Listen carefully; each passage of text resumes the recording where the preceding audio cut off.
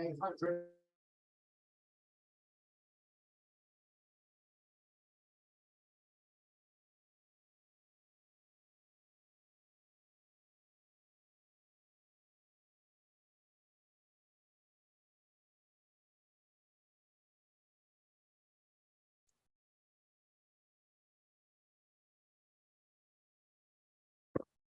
what's up, guys? Let's see, share screen.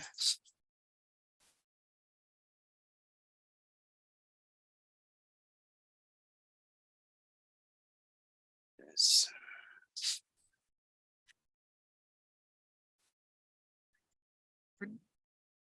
All right, good morning, guys. Today is Wednesday, July 27th.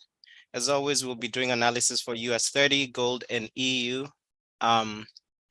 So yesterday we had FOMC. We did do the FOMC stream, and as expected, the volatility didn't start until 2:30 p.m. So this was the 2:30 p.m. move. You can see the 2 p.m. move was ideally dead. So nothing happened at 2 p.m. But then at 2:30, that's when volatility started picking up.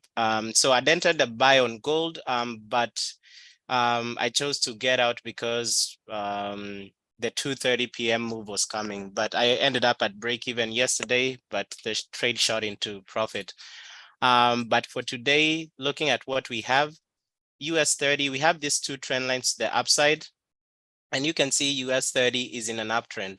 So based on I know I did do some back testing between yesterday and today, and I'd gone over it in the morning yesterday. So looking at the last 7 years, so I want to do this for the last 10 years, but for right now, I've done it for the last 7 years.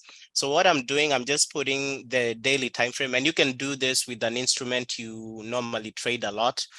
So what you'd be looking for is three things.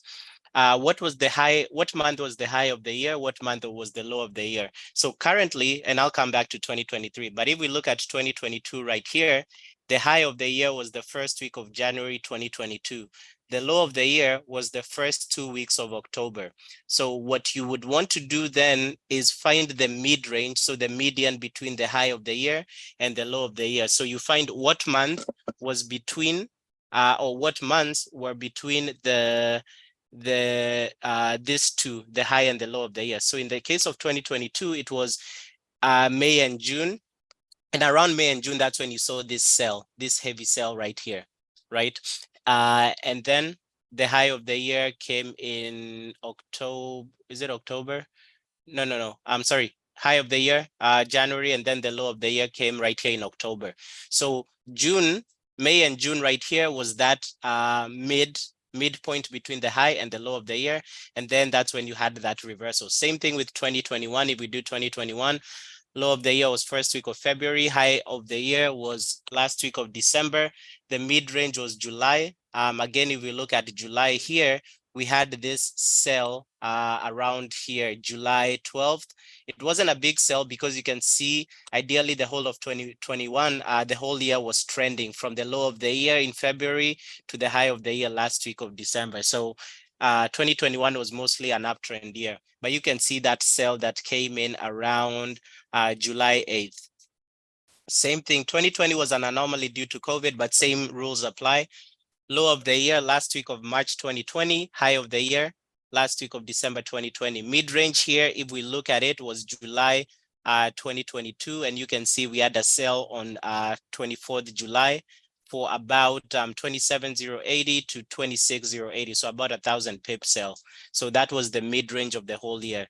So right, same thing, right? The idea is the same. So what I was thinking is like, why not use the reversal indicator? So when I put on the reversal indicator, and these are the settings because this is the high time frame, right? 0 because it's a high time frame, 30-minute and above. Since this is US 30, breakout pips is 50, breakout EMA is 9, source is closed. But you can play around with the between fast MA and close. Ideally, what of course you want sells at the top, right, and buys at the lows. So play around between the fast MA and close. For me, based off of the back testing I've done, I've seen that the close is better, other than for example, this year, 2021, which was a trending year from the get-go. So here we do close, because here you could see you had some fake sells right here. So here what you could do if you do fast MA, so remember, fast MA will give you fewer entries and safer entries. So you can see it took off a couple of cells right there. So you could have only got like this cells and this cells, which would have ideally been better than all these cells if you're using the close. But again, right, not to say that that's going to work for everything. So you just have to find that sweet spot and also align your strategy with other things. So looking at 2023, we have a possible low of the year, which was the last week of March, because currently the low of this period since January is March 15th, 2023. So we haven't broken that low. So to me, I see this as the possible low of the year. Now, looking back, if this is the possible low of the year and this is March, I do anticipate we will create the high of the year in December. The reason for that is I just go back based off of how I've mentioned to you guys. So I would count March, April, May, June, July, August, September, October, November, December. So those are 10 months. So what is the mid of the 10 month? So mid of the 10th month is so March, April, May, June, July, and August. So July and August is when we anticipate the possible mid range. So this actually should be July to August. So which is why I mentioned yesterday, I might have been front running the sells on US 30, but I never had this knowledge prior to yesterday.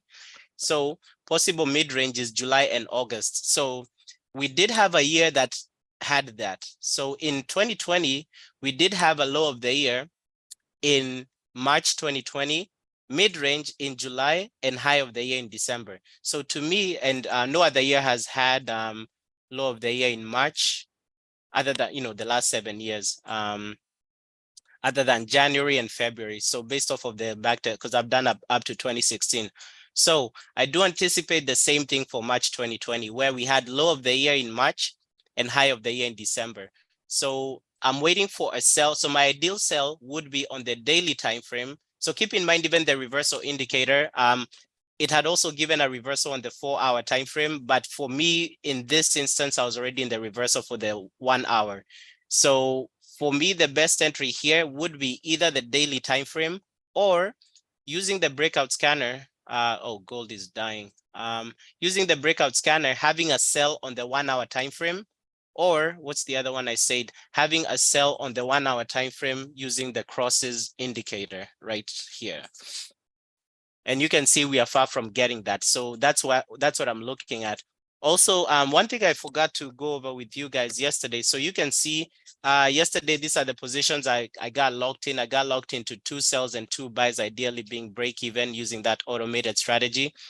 But before heavy news, be looking at the crosses indicator. So yesterday when we were trading, I had turned off the secondary buys and sells because I was only interested in the golden and death crosses.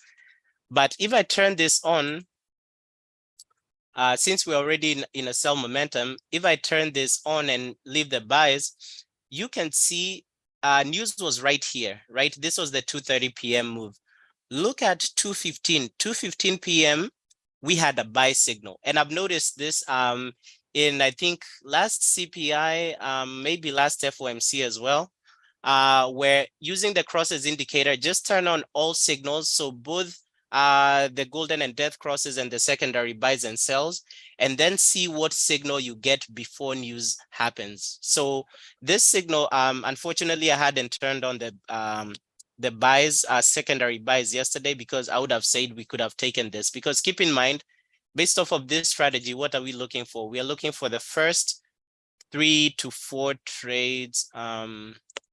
What is this? I keep forgetting this. I thought about it the other day, but this is it. Right, first 3 to 4 trades, including the original cross, are most probable. So in the morning, we already had a buy right here, golden cross buy. And then before news, like, what is it? This was the 2 p.m. candle, right? I'm sorry, the close of the 2 p.m. candle, we had a buy fire. So if I had seen this, or if I had those secondary buys or sells selected, we could have taken that. But anyway, just keep in mind for that, using before heavy news, check out the crosses indicator and see what entries it would have given. Let's see what entries would have been given on gold yesterday. I need to be remembering to check this during heavy news. So we're just waiting for the market to stabilize. So yesterday, FOMC was it this? Yeah, so it was around here. So during FOMC, so unfortunately, this one was the FOMC candle right here. So ideally, you want the candles before news. So this was the 2:30 p.m. Candle, but you can see it still. But actually, for this trade, I wouldn't have taken it because 1, 2, 3, 4.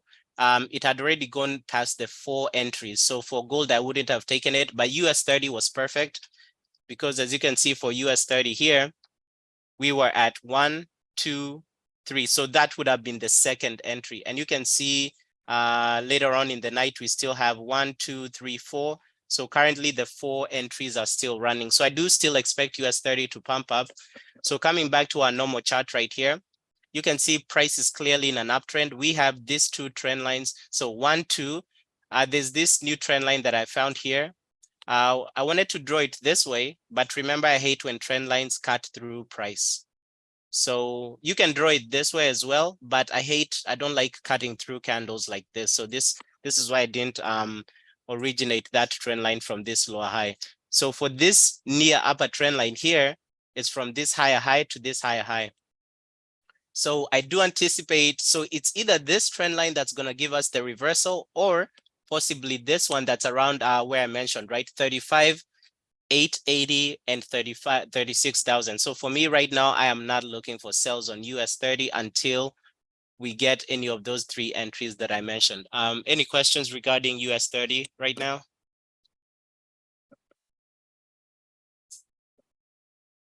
All right. Yeah. So just keep in mind those areas, 35,880 to 36,000, and put your reversal indicator on the daily time frame. I'll try and do this same analysis for gold. And also the entries for this one, I need to backtest how to enter these entries. But one way I'm thinking about it is, if you enter, for example, the sell, you put the stop loss below the previous high. So for example, here, let's assume this year right here. So we had the sell here. Ideally, stop loss, put it above this previous high. So this looks like a 33,744, looks like a 700 pip stop loss. So this one you could have just gotten faked out and price would have gone back down. So I think for these entries, right, we need to put like our stop losses below the previous high or the previous daily high. So for this sell as well, right here, right, if you put it above the previous high, you can see these fake outs. But if you measure this move, this is 33,772. This is a 500 pip move. So maybe an 800 pip move. I don't know. Again, you guys will need to do a bunch of back testing on how to enter these trades. But yeah, so I'll be using this chart as well. So I named this chart like yearly outlook. So I'll just be using this chart to tell us where we are at on the daily time frame, and that will serve as another confluence using our trading. Gold, gold is, oh god, this is crazy. So gold is dying. Where we are at on gold, let's bring up this zones. So I don't know if anybody's trading gold, but I haven't traded gold in a minute. Let's see here. Trying to bring the zones up. So I did mention if gold goes back to 1900, we are dying below 1900. And I did mention on the higher time frames, we have a huge head and shoulder pattern.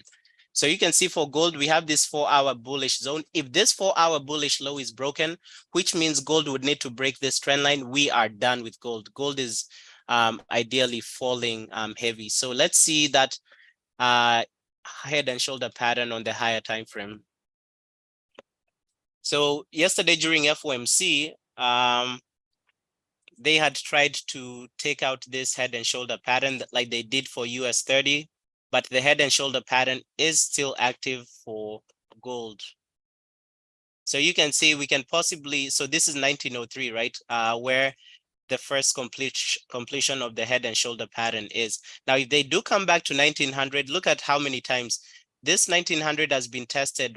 One, two, about 2 times right here. So if we do come back here, you can see gold can easily go to 1800 or 1828. So right now, unless you guys have any confluences for gold, gold is not something I would be playing around with right now. But knowing that this is a trend on the 5-minute, we do have a possible reversal on gold. So keep in mind the way I've always mentioned, and you can see US 30, right? Everything else, even EU is dropping. Everything else is dropping, but US 30 is not dropping just yet. And it's holding, they're holding this trend line and they're holding this 9 EMA. And for me, if US 30 does get to that zone that I've told you guys, I will short it so heavily because it will be lining up with everything that we've expected. So as much as I did take losses on the 5-minute, on the 15-minute, and the hourly, right, with this new confluence we have based off of the yearly historical data, we have another nice confluence to be following for US 30. So for gold right now, any reversals would happen this way. So we go to the reversal indicator, we go to gold right here. And then, so this is it.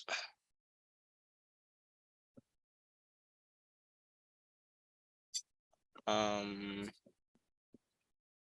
then we do the 5-minute. So we would try and find our area of interest. So I like using whole numbers. So let me use 1970. I'll just use 1980. You know what? That's fine. 1978.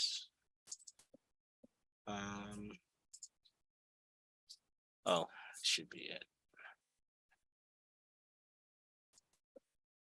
So here we have our area of interest.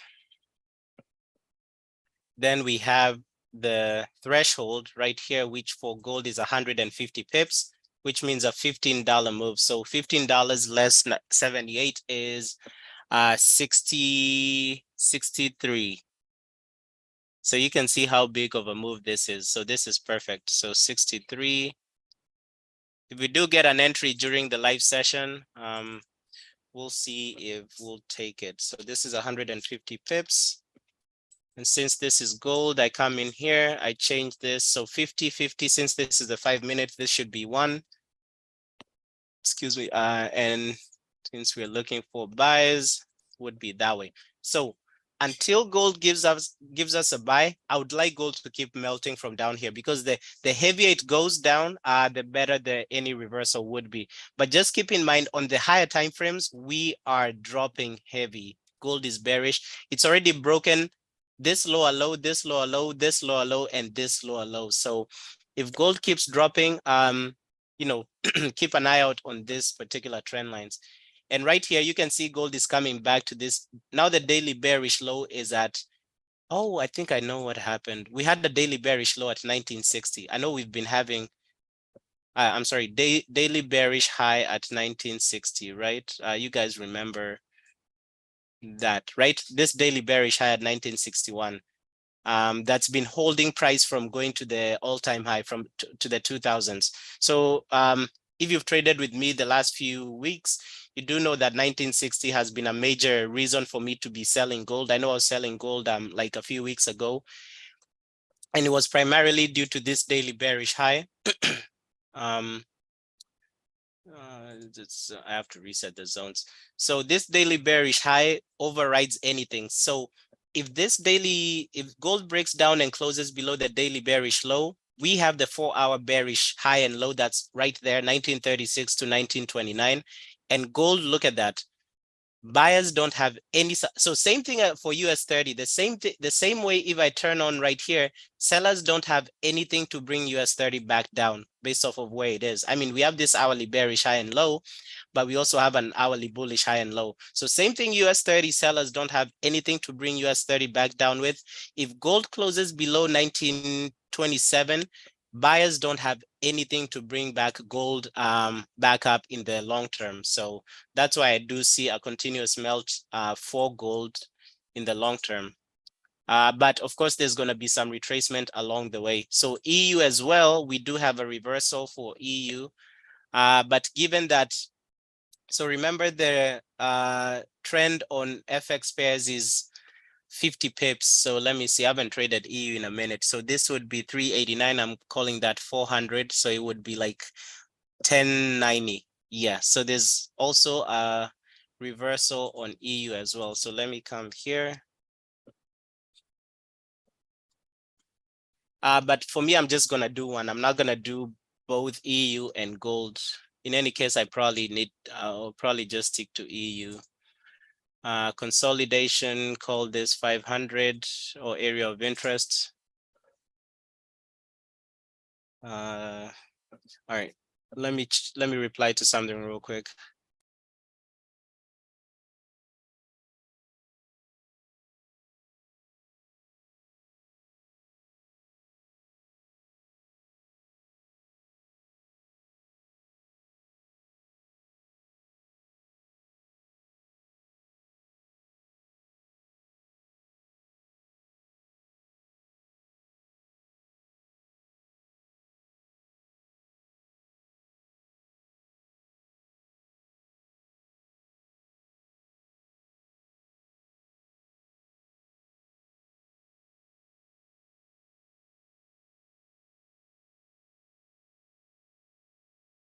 All right, so we have this area of interest. We have threshold right here. FX pairs is 50 pips, so this should be 1.11 right there. So you can see how these instruments are, and this is to be expected. This happens after heavy news days. All right, give me one more second. Let me pick up a call.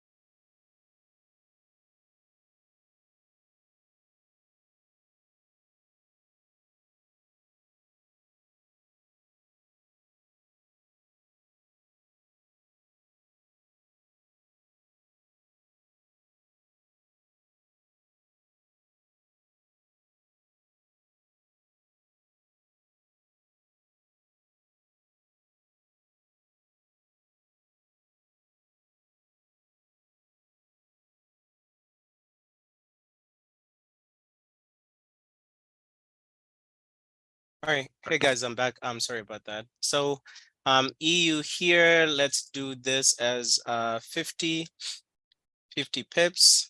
So we have two possible reversals, one for EU, one for US 30. I'm sorry, one for EU and one for gold.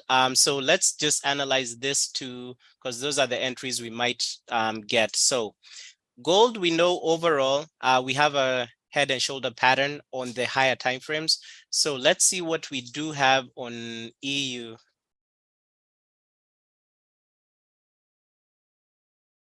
Okay, so EU as well, we don't have a head and shoulder, but we do have the structure completion around 1.08. So you can see we have a weekly bearish low on EU. So we are coming to a weekly bearish low, and we rarely run into weekly bearish lows. So we have a weekly bearish low, literally where price is at. So all the way down here to the daily bullish low. So to be honest with you guys, I wouldn't take any reversal just yet, unless you're taking it for like 20 pips. This two instruments, so EU, looking at EU right here, for me, the target for EU is down here to the daily bullish low or monthly bullish high.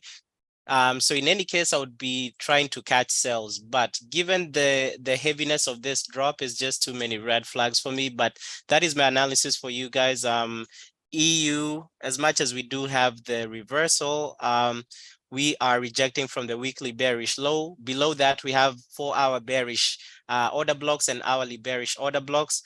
So to be honest, I would rather wait to buy EU between 1.087 and 1.079. So in between there, so probably 1.0849.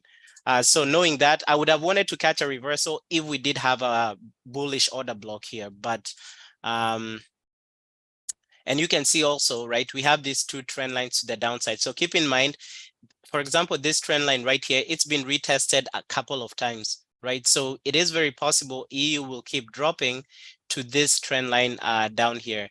So I don't see a need to risk anything, especially if you took the losses with me on US 30. This is not a trade I see any need of risking. But if it does align with any of your other confluences, feel free to go ahead and wait for buys on EU. Gold, so gold, the same thing, right? For gold here, let me go back to this larger chart.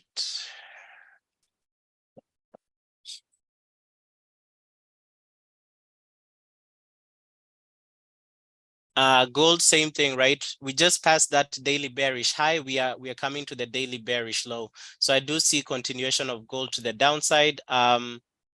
For any buy on gold, probably 1920. But if we do, I do see us coming back to the 1900s and breaking 1900 and falling, because you can see we have a weekly bearish order block waiting at 1880.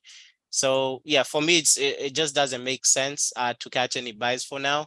And for right now, I'll just hold and save my trades for this US 30 that I've analyzed for you guys based off of this daily. I'm sorry, based off of these daily entries and looking at the yearly data for US 30, I'm shooting for that reversal July to mid-August. So waiting on the sells either on the daily time frame, either with a breakout scanner or with a crosses breakout scanner on the 1 hour or crosses indicator on the 1 hour. Let's see what US 30 gave today for the 15-minute time frame, if it gave any breakouts. But hopefully that makes sense. If you guys have any questions, you can go ahead and ask. Other than that, we'll just cut today's set. Yeah, so there was no breakout on the 15-minute today on US 30. Yeah, if you guys have any questions, feel free to go ahead and ask. If not, we'll just call it a day. But For the yeah, just a quick question. For the breakout sell on US 30, you are looking at the 1 hour? Yes, 1 hour. Because if we go to the 1 hour, so right now, right, we do, if you got burnt by US 30 with me on 3 trades, right, you want to get that nice, highly probable trade. So you can see on the 1 hour time frame, the last time we had a sell on US 30 is Wednesday, 5th July, right? So that is 3 weeks ago. So the sell definitely is coming for US 30. I think we just got in early. I wish I had thought of looking for this data like a week ago, but anyway, the last sell on the 1 hour was 3 weeks ago. So when we do get a sell, it will be starting a new trend to the downside on the hourly time frame and hopefully on the daily time frame as well. Because keep in mind, by the time we're getting the daily sell here on the daily time frame, using the reversal indicator, we will have gotten entries on the 5-minute, on the 15-minute, on the 1 hour. So since we, for US 30, unless we have a trend and I don't see any 5-minute trend, our best bet will be to look for entries on the breakout scanner. So on the 15-minute time, you can still enter on the 15-minute time frame, but you have a high probability of getting faked out on the 15-minute time frame. So that's why I would rather ask to wait for entries on the 1 hour on the breakout scanner, wait for entries on the 1 hour as well, right here, using the crosses indicator, right? So you can see the 200 DMA so far, right? But for me, as usual, right, I'll be re-entering this sell on the 15-minute time frame, the death cross, because I've automated an account to be taking the death crosses and golden crosses. So the question is, when this sell does come, and this sell will come on the daily time frame, are there any other indicators we have that can give us entries on the 1 hour, on the 4 hour? Yes, we do. So that's why for me, I'm waiting on the hourly time frame on the breakout scanner. So that's the closest. Ideally, because if you look at the hourly time frame using the crosses indicator, this will take a while to come by, right? Because look at where the 200 DMA is. It's 200 DMA and 9 EMA are 400 pips away from each other. And keep in mind, these indicators are lagging indicators. So it will take a while for that to come by. Looking at the breakout scanner, it's not so far-fetched because we had a possible sell that was loading yesterday, but did not. But the breakout scanner is the one that's going to give us the earlier entry. So in order of watching them, I would be watching the 1 hour on the breakout scanner and then watch the daily on this particular reversal. Hopefully that makes sense. Yeah. So Yeah. on the breakout scanner, there is no way to. I was looking if there was a way to put an alert. Yeah, But yeah, no, you can't because the breakout scanner, there's no way to put an individual alert. Currently the way it is, an individual alert based off of just one what is it called? One asset. I'll see if that's possible.